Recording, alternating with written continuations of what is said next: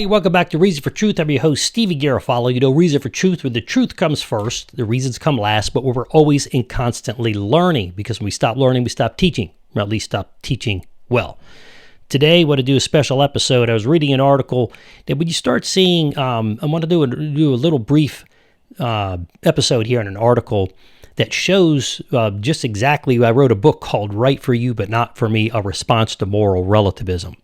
I want to point something out. Anybody who thinks that morality is something that is neutral or that is relative, in other words, it means that it doesn't have any anchor as an absolute point, first of all, denies God, because God is goodness, God is truth, and so that absolute moral truth is anchored in absolute moral laws, which we know as we find in the Bible. Now, this article came out in the Epoch Times, April 15th, 2022, by Katabala Roberts. It's entitled, Two Female Prisoners in New Jersey Correctional Facility Pregnant After Having Sex with Transgender Inmates. I had to read it because I thought, this is kind of like craziness, reproducing or going after craziness. I had to read it. But let me read the article. Two female inmates at New Jersey's only all-woman prison have fallen pregnant after having consensual sex with transgender inmates, officials have said. Let me just pause there for a minute. So what that means is that you have a prison where some men have identified as women, so they let them in with the women. Now, God, forget anything political, forget anything for anything. Why would you ever put in a woman and a man into a cage, which is jail or prison, together, where they have nothing to do all day except for eat their meals and I guess go out and into the yard and play some basketball or whatever they do? That just makes no sense. But let's continue.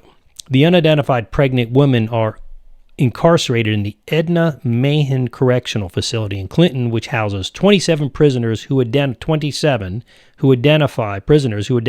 transgender and more than 800 women in total. So now you have 27 men and 800 women in total, which means I guess that leaves you with 733 biological women, and then you're left with 27 biological men. Now, my first thing is, if they really want to identify as transgender, they should, certainly in a prison setting, probably be, go through the full deal and have certainly if you're going to be in prison, is to have their body changed to reflect that. That would correct this situation of being pregnant at least. But it says they fell pregnant after engaging in consensual sexual relationships with another incarcerated person. Dan Speranza, the State Department of Corrections External Affairs Executive Director, told NewJersey.com and NJ.com. Speranza said officials are investigating the matter. They always say that. I'm investigating. What's there to investigate? We just read what happened, right? So while DOC, I guess Department of Corrections, cannot comment on any specific disciplinary or housing decisions that they may be considered in light of these events, the department always reserves all options to ensure the health and safety of the individuals in its custody, Speranza said. Now, besides the point of them enjoying themselves in prison, I guess, if that's what you want to call it, there's a second thing going on here. If a woman gets pregnant, she is not left to the general population. So I would assume that many of those 800 or 733 women, there's probably a good number of them who'd love to get pregnant and they could be treated differently. This whole thing just doesn't make sense, right? If you want to identify as a woman, you should be put with the other men who identify as women. That just makes sense. Now, Edna Mahan, that's the prison or the jail, began to house prisoners who identify as transgender in 2021. That hasn't been that long, obviously, under a New Jersey policy enacted, which allows prisoners to be housed in accordance to their preferred gender identity as opposed to their sexually assigned at birth, their biological gender. Now, I would assume that it's not going to be pretty long before, it's 50-50, so they could have sex in jails. Why not, right? That's the way it makes sense to me. The policy change was part of a settlement by the American Civil Liberties Union of New Jersey and attorney Robin Gigel, Gigel, G-I-G-L, of Gluck Walrath, LLP, who sued the New Jersey Department of Corrections and its officers in August 2019 on behalf of the trans women. So it wasn't the prisons, they didn't know that. The Department of the Prisons, the prison guards, the warden, they understood this is going to be a bad thing. So you could blame this on the American Civil Liberties Union. Did this solve a problem? It's weird. Plaintiffs in the lawsuit who went by pseudonyms. Now, hold on a second. Plaintiffs in the lawsuit who went by pseudonyms means they didn't use their name. Why not? If you're proud of who you are, you should be using your names. Alleged that they had faced harassment and abuse and were denied gender-appropriate clothing, among other things, when they had been incarcerated in male prisons over the years despite identifying as female. Now, the policy also applies. Now, that might be true as well for the true women, not the transgender. I thought for a moment there they were talking about the transgender. You can say their identity is the same, but their biological parts are not, obviously by what has happened. Now, the policy also applies to trans women inmates who have yet to undergo gender reassignment surgery. Oh, there you go. And at that time, Chris Carden, a public information officer for the Department of Corrections, told NBC News that while the department did have existing processes in place, the policy outlined in the settlement is an update to those processes. Carden said that anyone incarcerated, which I would say, by the way, let me pause there, that the cat's out of the bag. Now they're really changing up how they do things. They're really going to end up with a whole baby ward every month by month. Carden said that anyone incarcerated under NJDOC, New Jersey Department of Corrections, would be able at any time to provide officers with information regarding their identity, and that the department would then take careful measures to ensure they are properly housed in line with their gender identity and their housing preferences, while ensuring both their safety and the security of the institution. However, the gender identity policy has been criticized by prisoners, including 2 inmates incarcerated at the Eden Mahan Correctional Facility, who in 2021 filed a lawsuit seeking for the policy to be revoked, good for them, alleging that they have been harassed by transgender prisoners. So you see what's going on here. The Daily Mail reports.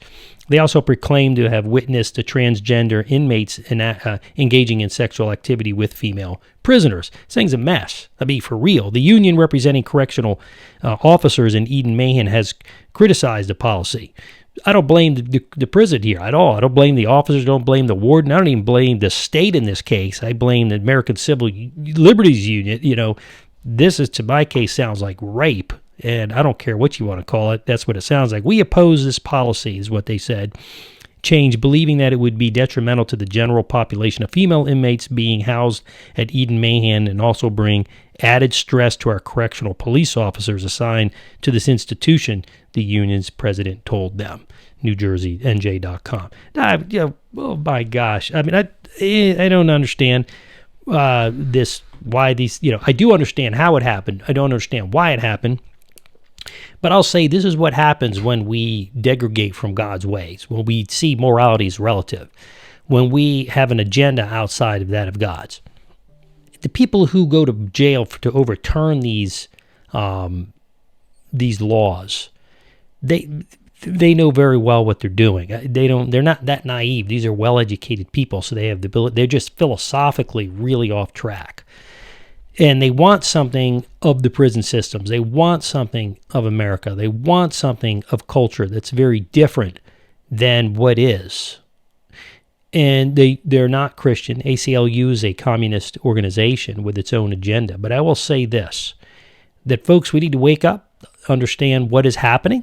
This is just another piece in the puzzle. We need to get back to God. We need to get back to sharing the word of God with other people. And even if you're in another country, this is not just something of the United States. This exists in other countries, more so here than I think anywhere.